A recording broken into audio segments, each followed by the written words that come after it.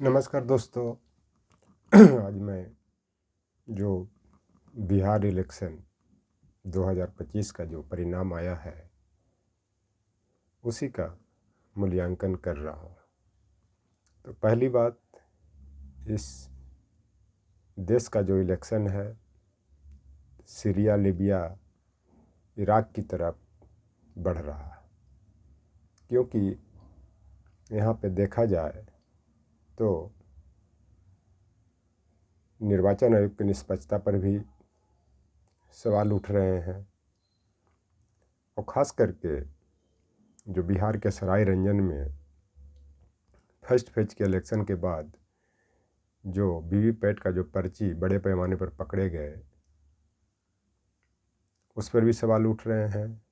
और रोहतास के चिनारी विधानसभा के जो ईवीएम मशीन को बदलने की बात चली और ईवीएम मशीन बदला भी गया, ऐसा माना जा रहा है। और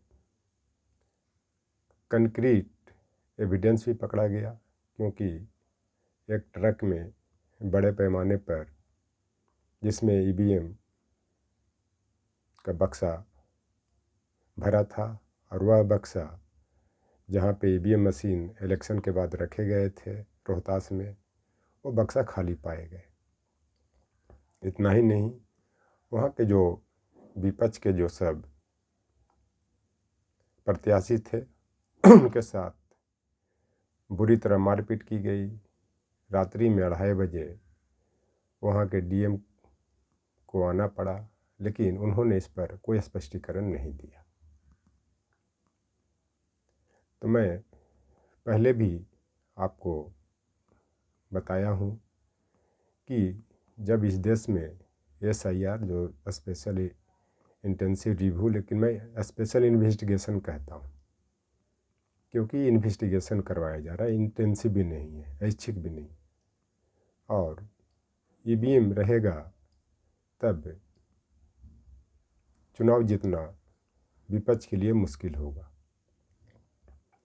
अब आ गई जो अभी बिहार में इलेक्शन हुआ जिसमें दिखाया जा रहा है कि बीजेपी 101 सीट पे चुनाव लड़ी और 89 सीट जीते।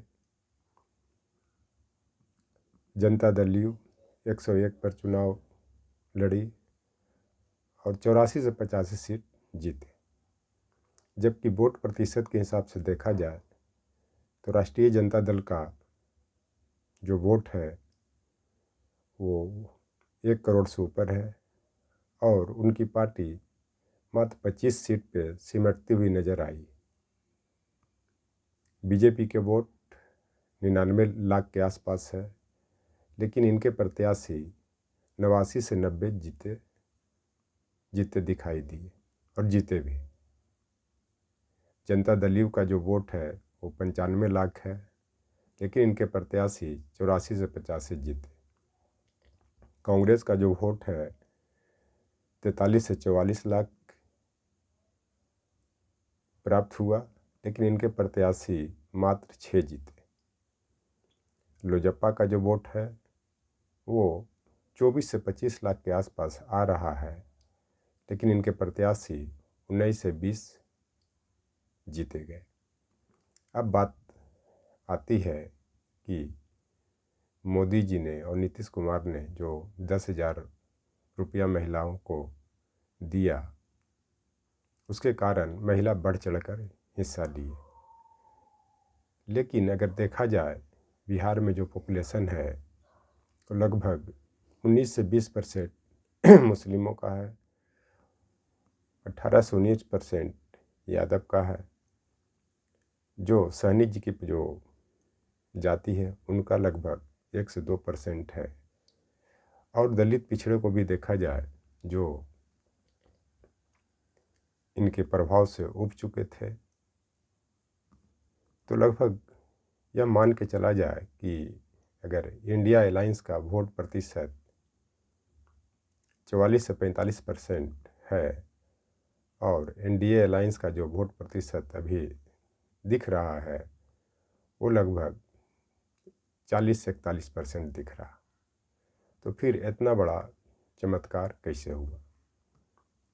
जब कंक्रीट एविडेंस पकड़ा जाता है तो उसमें संदेह करना आवश्यक हो जाता है, जैसा कि सराय रंजन और आपका जो रोहतास में देखा गया, खास करके काराकाट विधानसभा से पवन सिंह जी की जो वाइफ ज्योति सिंह इंडिपेंडेंट उम्मीदवार लड़ रही थी, उनके साथ भी होटल में एसडीएम के द्वारा कितना बदसलूकी की गई। और यह भी कहा जा रहा है कि रोहतास में बड़े बड़े बाहुबली लोग रुके हुए थे एनडीए प्रत्याशी को चुनाव जिताने के लिए। तो ये सबसे पता चलता है कि इस निर्वाचन में कहीं न कहीं धांधली हुई है। इतना ही नहीं, वोट काउंटिंग के समय में इलेक्शन कमीशन के द्वारा यह कहना कि बीजेपी का स्ट्राइक रेट 90% से ऊपर चल रहा, जो वेबसाइट पर दिखा रहा था जैसा लोग बतला रहे हैं। तो इसके कारण भी निर्वाचन आयोग संदेह के घेरे में आता है। और यह भी देखा जाए कि जहाँ जहाँ भी बीजेपी के प्रत्याशी थे और चुनाव प्रचार कर रहे थे, उनके साथ बिहार की जनता बदसलूकी भी कर रहे थे। उन पर ईंटा पत्थर भी फेंका जा रहा था, उनके गाड़ी पर गोबर भी फेंका जा रहा था, कि जैसा कि विजय कुमार सिन्हा के साथ लखीसराय में देखा गया। तो ऐसा फिर क्या चमत्कार हुआ कि इनके प्रत्याशी इतने बड़े पैमाने पर जीत दर्ज किए? इसका सबसे अच्छा तरीका है कि जब इस तरह के चुनाव देश में होंगे तो फिर इससे बढ़िया है कि विपक्ष के जो लोग हैं वो अपना इस्तीफा सौंप दें, जो जीते हुए कैंडिडेट हैं। उसके बाद आगे की रणनीति तय करें, क्योंकि विपक्ष के बिना संसद या विधानसभा नहीं चल सकता। तो इस पर विचार करने की ज़रूरत है। इसके साथ साथ सर्वोच्च न्यायालय की तरफ रुख करना चाहिए, सर्वोच्च न्यायालय का शरण लेना चाहिए, क्योंकि जब कॉन्क्रीट एविडेंस पकड़ा जाता है तो फिर सुप्रीम कोर्ट में किसी को भी बचाना मुश्किल होता है, जैसा कि सराय रंजन में और रोहतास की घटना है। ऐसे ऐसे बहुत से घटनाएं बिहार में हुई हैं कि एक एक मकान पे कम से कम 100 वोटर पाए गए हैं। तो इससे यह साबित होता है कि कहीं न कहीं इलेक्शन में पक्षपात हुआ है और निर्वाचन आयोग के कार्यप्रणाली पर प्रश्न चिन्ह लगते हैं। इतना ही नहीं, आप SIR का जो मामला है अभी सुप्रीम कोर्ट में पड़ा हुआ है, इस पर भी विपक्ष को मिलजुल कर लड़ने की ज़रूरत है। और ख़ास करके इंडिया अलायंस के पास अभिषेक मनु सिंघवी जी और कपिल सिब्बल जी जैसे बड़े वकील हैं। तो मुझे लगता है कि इस निर्वाचन प्रणाली के संदर्भ में जो देश की जनता के द्वारा संदेह किया जा रहा है, इसका परिणाम पॉजिटिव मिलेगा और इस पर विचार करने की भी ज़रूरत है। इतना ही नहीं, जहां अमित शाह बिहार में पटना में जहां रुके हुए थे, वहां पे CCTV कैमरा तक भी ढक दिया गया था। और उस समय बिहार के बड़े बड़े प्रशासनिक अधिकारी मिले, जो प्रशासनिक अधिकारी के कार्यप्रणाली पर भी संदेह उत्पन्न करता है। इस पर भी जांच कराने की ज़रूरत है। लेकिन ओवर कॉन्फिडेंस में इन लोग निर्वाचन के पहले या निर्वाचन के दरमियान में जो इंडिया अलायंस के जो लीडर थे वो सोच रहे थे कि उनकी जीत अवश्य होगी, इसके कारण इस पर ध्यान नहीं दिए, जिसके कारण इनको इतने बड़े पैमाने पर नुकसान उठाना पड़ा है। इस पर विचार करने की ज़रूरत है।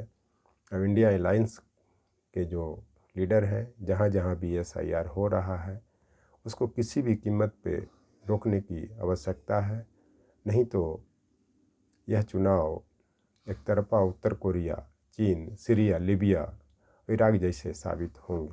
थैंक्स।